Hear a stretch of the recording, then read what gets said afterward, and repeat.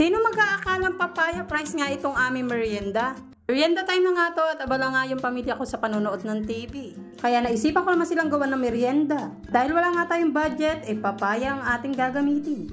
Total marami naman bunga itong papaya. Kaya nga lang mataas yung bunga ng papaya kaya naghanap ako ng panungkit. Ito palang panungkit ginawang hapunan ng manok. Kaya tinanggal ko na nga muna tong panungkit. Bago ko nga pala ito natanggal, pinakain ko muna siya dahil nanunuka. Diba mindset yarn? Ano nga yung mamimitas na ako ng papaya kaya lang hindi ko nga abot. Nagtingin na nga ako sa 2 puno at meron nga mababa at malaking bunga. Ayun na lang nga yung kinuha ko dahil tinatamad na rin ako kumuha ng upuan. Tapos tama lang din yung laki ng papaya na to. Tapos ko nga mapitas yung papaya, binalik ko na kagad tong hapunan ng manok at eto na nga yung papayang napitas ko. Hinugasan ko na nga din tong papaya at nanguha na nga ako ng sangkalan at kutsilyo dahil magsisimula na nga ako magbalat. Kutsilyo nga lang pala yung gamit ko sa pagbabalat dahil ayokong gumagamit ng peeler mga kananay. Sabi ko naman sa inyo kapag gumagamit ako ng peeler pakiramdam ko masusugatan ako anytime. Ewan ko ba mas komportable talaga ako sa kutsilyo. Tapos tumayo na rin nga ako nung nagbabalat ako mga kananay dahil kailangan ko ng puwersa. Mapurol kasi yung kutsilyo at hindi ko nga siya ganong mapalatan din kapag nakaupo ako. Dahil malaki-laki din yung papaya nating nakuha. At nasasaktan din ako mga kananay kapag nagdidiin ako na nakaupo dahil nga 1 month pa lang yung opera sa akin.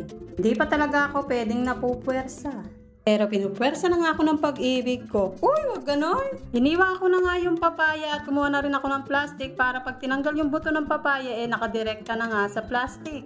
Hindi na nga ganun karami yung kalat. Tanggalin lang pala natin yung buto ng papaya mga kananay. Pag malinis na nga siya okay na yun.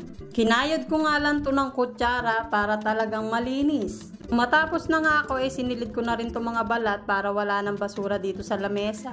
Nung matapos na nga ako hiniwa ko na nga itong papaya.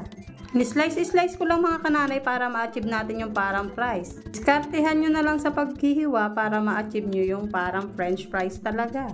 Medyo nagtagal nga ako sa paghihiwa dahil marami din pala itong aking magagawa. Matapos na nga ako, eto na yung kinalabasan mga kananay. Charan! Akala nyo talaga french fries. Inugasan ko na nga to mga kananay para maalis yung dagta. Kailang banlaw nga rin ako mga kananay tapos eto na yung ilalaga ko siya binudburan ko na ng asin para may lasa.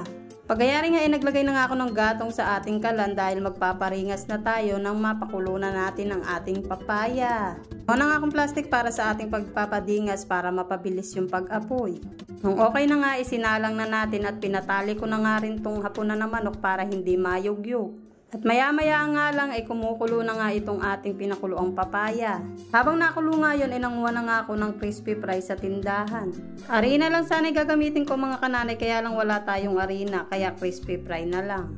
Tsaka mukhang mapapasarap pa siya dito sa crispy fry. Okay na nga yung pagkakakulo ng papaya at eto na nga yung nakahango na.